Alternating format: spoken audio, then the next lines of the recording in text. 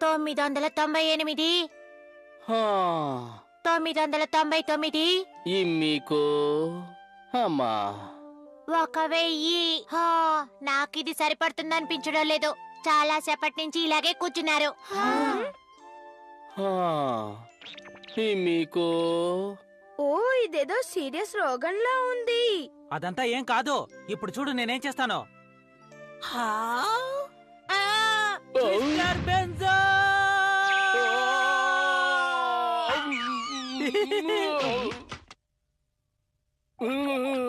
ఏమిటిదంతా?